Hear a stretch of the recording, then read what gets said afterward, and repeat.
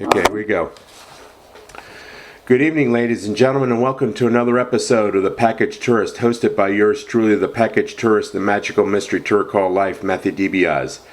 Tonight's guest is author George Thomas Clark. George resides in Southern California and has written 17 books ranging from political satire to historical novels to short stories that blend fiction with history to his own searing and revealing autobiography. In addition to his writing, George collects art and has traveled extensively throughout the world. Tonight we will pay tribute to his writing career. George, welcome to the show. It's a great honor to have you here. Thank you. It's a pleasure to be here. Yep. I'd like to start by asking you, George, would you please tell our listeners about your latest book release? Yes. Generally, I write what I would say are full-length books. Generally, they are collections of either stories or essays or satirical pieces, but 30,000 words all the way up to 200,000 words, which was my first book, published more than 20 years ago, called Hitler Here, a biographical novel, which I ended up selling to a major publisher in the Czech Republic. As far as my latest, it is a mere ebook, just about 11,000 square feet, 11,000 words about Donald Trump or Lord Trump, and I've written about 5 books now of political satire, 4 full length in that one, and I was going to quit that. And so I just covered the first few months of the Trump presidency, but then things got out of hand, and I went ahead and published it. But things got out of hand, and I had to resume writing, and look what's going on now with the war. So I have an additional 22,000 to go with that 11,000, and who knows how much longer I'm going to have to do it. But I swear I'm going to focus on literary fiction and things, just more creative things than politics, which is certainly a worthy subject. Politics, anyway, is important. So that's my latest, Warlord Trump, which will be the name of the next one. I'll just have to add the dates on the cover that are covered. And we'll see where that ends. Okay, George, what led you to become an author? Well, like a lot of people, I think that stems from reading. Unfortunately, I was not a diligent reader of novels and fiction in high school. In fact, I still prefer nonfiction, but I was a newspaper reader. I was raised in Sacramento, California, born in Bowling Green, Kentucky, but at age 5 I moved out here to Sacramento, which is where I am now. I lived in Bakersfield for 33 years. I was a teacher. But anyway, our family took 3 newspapers, the Sacramento Bee, the Sacramento Union, which many years before that, Mark Twain had worked there, and also the San Francisco Chronicle, which had the legendary green sheet sports section, and the great Willie Mays and Orlando Spada, Willie McCovey, all played for the Giants. Juan Marshall, all those guys who are now all gone, played for the Giants. So I became a big sports fan and an avid reader of the sports section, and I think that's where I really fell in love with the written word. They had some other famous columnists. Herb Cain was a legendary columnist in Central California at the time, the Bay Area. And and then when I was 19, I graduated from high school at 17, and then by 18, I would say, I started reading a lot independently. And then I really got hooked, and then I had to build discipline over the years. And so that's how I got started. Okay. What led you to write a biographical novel about Hitler? It goes way back, really, into my adolescence. Of course, I knew that Hitler was a bad guy, even when I was 12 or whatever. But I used to take that lock of hair and put it on my forehead and kind of goof around with things, and we would make fun of Hitler, just like comedians of Hitler's era, primarily before he really established power, because the comedians who made fun of him later on would be thrown in the concentration camps, or if not murdered. So there was that, but then again, there's a transition really from the sports pages and newspaper reading to books. I got very into reading about Hitler in the early 1970s, when I was late teens, early 20s, and I read just a lot of books. And in fact, during the writing of Hitler here, it certainly off and on about 20 years. It was nonstop because of some of the other things you've asked me, the questions about alcoholism and substance abuse and things of that nature, as well as having to work.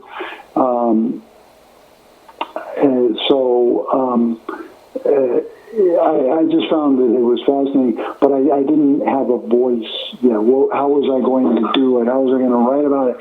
And then I remember it quite well. It was in October of 1983. I had just turned 31 a couple of days before, and I started writing from the first person of each of the characters. Hitler's father, Hitler's mother, Hitler himself, of course, and then on, I would go on to write about from Stalin's point of view, from Mussolini's, from Eva Braun's, from General Patton's, from General Rommel, and so forth. I thought it was fascinating, but it's very hard to make those voices connect. It's an unusual style. Usually you just have one narrator. I had probably, I never counted how many different bylines there were, but there must have been at least 100 characters that had bylines in the book. And in my sources at the end, there were 120 books that I used during the writing of it, and I read quite a few more in addition to that, and watched a lot of documentaries as well. What led you to write and release your own autobiography? I just was, like a lot of people who write, I just have all sorts of things that I've written about. And I was looking through my Microsoft Word file, and I saw some stories that usually I write about other people, but I had over the years written some stuff about myself, and I printed them out and put them in alphabetical order.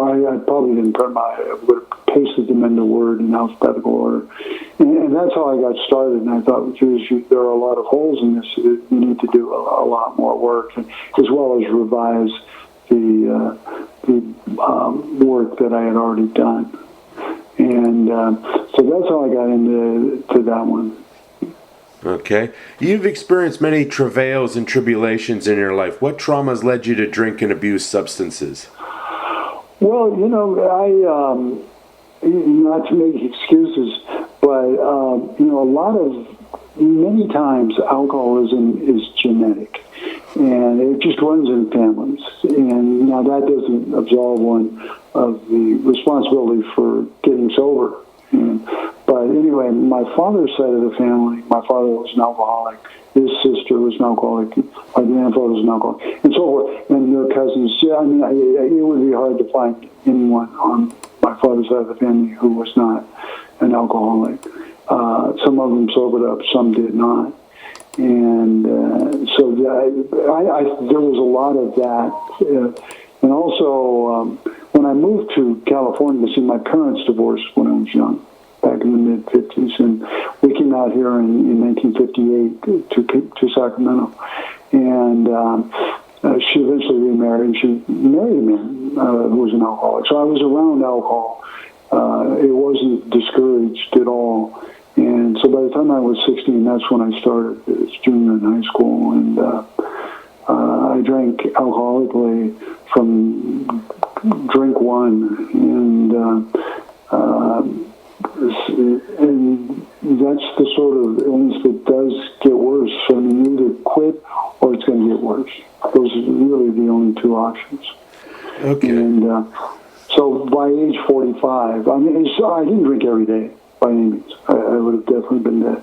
But I did drink too much essentially every time I drank, off and on over a 29-year period from age 16 to age 45. How were you able to overcome your addictions, and how long have you been sober? I've been sober for 28 years, January 3rd, 1998, in regard to alcohol. And that was also my sobriety date for cannabis, for pot. And I went almost 20 years without it. And then when it became legal in California, I did decide, however wisely or unwisely, to occasionally eat some cannabis gummies, which I don't recommend, but it's hardly as devastating as alcohol. See, that was the thing that always bothered me. I knew when I was young that alcohol was a very dangerous drug, and but it's so much a part of the culture here in the United States and in most countries, around the world. Do you give motivational talks to anyone else who is struggling with addictions? I generally do that just on a private level. I don't have, I would say essentially the answer to that would be no, other than just private conversations. Okay. George, let's talk about yourself now. Now, you said you were, was it born in Kentucky? Yeah, Bowling Green, Kentucky, which, by the way, I noticed you're a sports fan. That's the home of the Western Kentucky Hilltoppers, which is basketball country. Before integration in the South, some of the small Division I schools, like Western Kentucky, could get NBA caliber guys who were good enough to play in the NBA would in fact play in the NBA,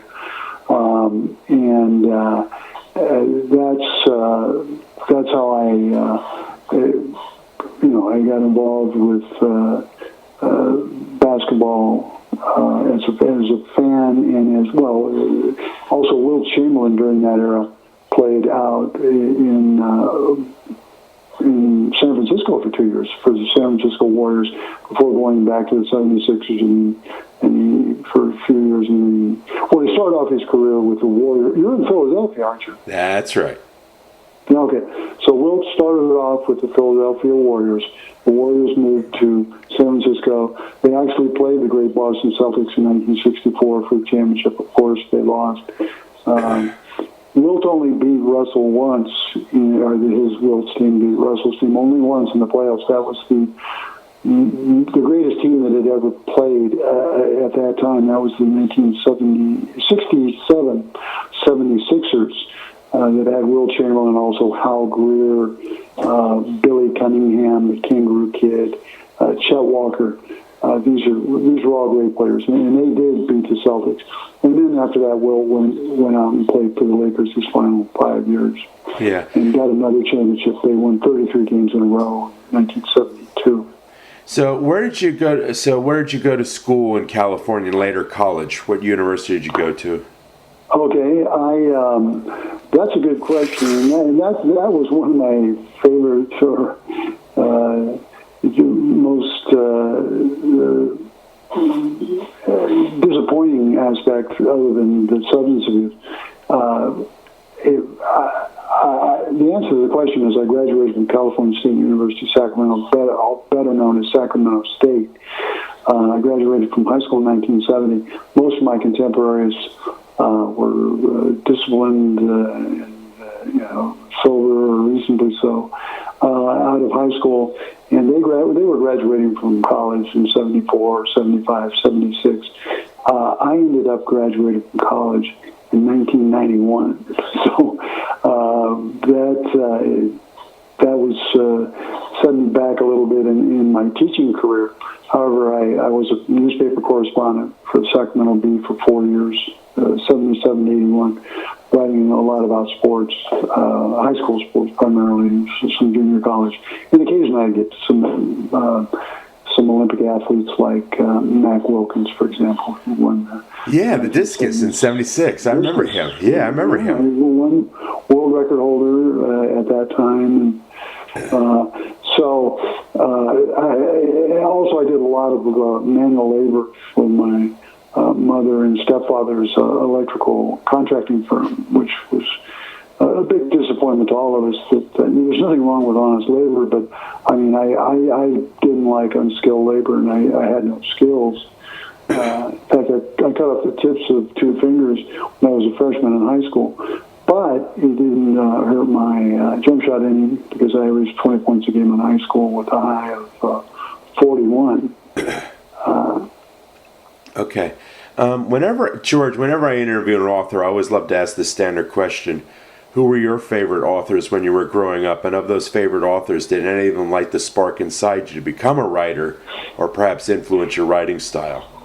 Yeah, Hemingway was by far and still is, my favorite writer.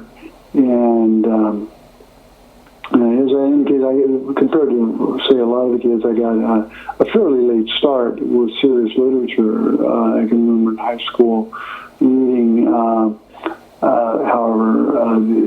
what I think is Hemingway's best novel, which is A Farewell to Arms. And I was depressed for about a week that Catherine Barclay, the heroine, had died. She died during childbirth.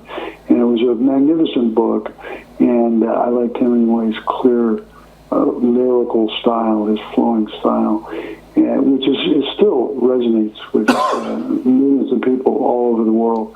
So Hemingway was definitely my favorite. My favorite nonfiction guy was William Shire, who wrote the most important book, I believe, that's ever been written about Hitler in that period, and that is The Rise and Fall of the Third Reich. Okay. George, are your books conventionally published or self-published? Most of them have been self-published. I mentioned that Hitler Here, my first book, was purchased by a publisher called Mlada Fronta in the Czech Republic. It was actually published in India as well, but India really did, the Indian publisher didn't really take it seriously for whatever reason. I entered it in the Frankfurt Book Fair, which is an option that self-published authors have. You can hire various book promotion firms who go to Frankfurt every year. It's the world's largest book fair, and you can send your book, a copy of your book, with them in your publicity material.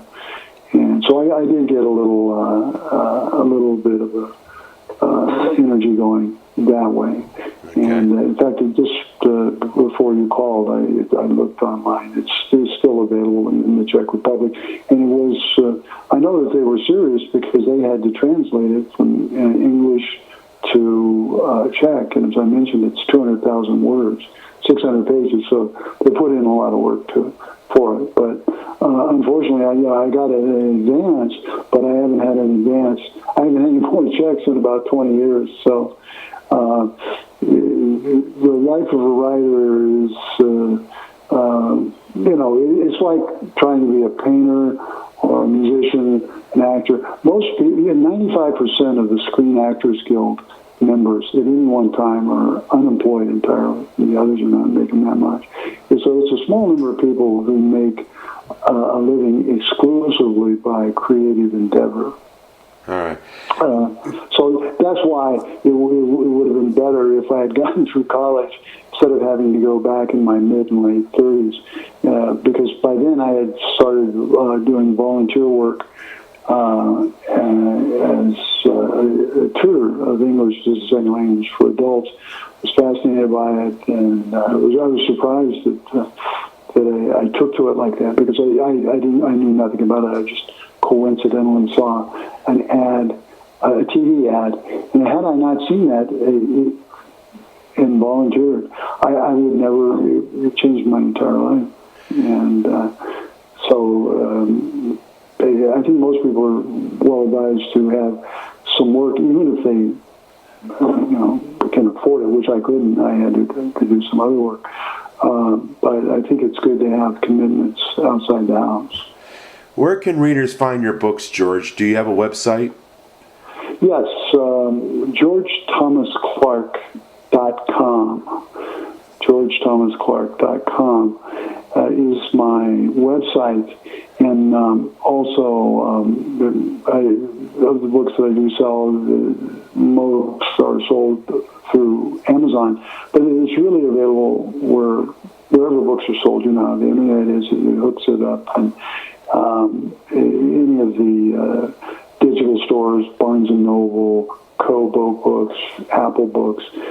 It's available through all of those. All of the books are available through those, but Amazon is the big daddy of book sales. George, last question. What is your next book project, and when can we expect its release? Okay, there are two parts to that. I mentioned the fact that I was trying to get away from political writing, which, unlike Hitler, which was a serious book, the other is satire, which is plenty serious, but it's also it's less serious, let's say, than Hitler in World War II. But I'm back writing and have been for 22,000 words worth. I guess that would make it a few months. And then I have another book called Noteworthy Battles, which is fantasy battles between Hitler and Stalin, Donald Trump versus Nancy Pelosi, just many celebrities. Sophia Loren versus Jane Mansfield, the great beauties of my youth. And so just all kinds of people. Lyndon Johnson versus John F. Kennedy. But most of these things, of course, never happened. I did put one of them on Substack, which will be the first piece in the book, and I think it is the best one. It's Benito Mussolini versus Julius Caesar, a great battle in the Roman Colosseum. So those are my next two. I've already written that. I'm just doing my final edits and on that one. But as far as Trump, Warlord Trump, it's hard to say how long that will go. It just depends. I'm just whenever I think this war is over, that's when I will quit. I hope political satire forever. George, I want to thank you for appearing on the show. I wish you the best of luck in your future writing endeavors, and I want to thank you very much. Okay. Well, it's been my pleasure. I enjoyed it. Take care, George. Okay. Okay. All right. Bye-bye. Stay tuned, ladies and gentlemen, for next week's show, where I will be interviewing author Brenda Diane Johnson. And I'd just like to announce to the world that my book, Patriarchs of the Dugout, Baseball's Greatest Managers, was released on Sunday, March 29th. It's available at Amazon. Just type in my name, Matthew, M-A-T-T-H-E-W, DiBiase, D-I-B-I-A-S-E, and you'll see Patriarchs of the Dugout, Baseball's General Manager. It's on sale at 25% off. It's available either in paperback or in Kindle. If you want to know who the 50 greatest baseball managers of all time are, go buy this book. Thank you very much. Good night.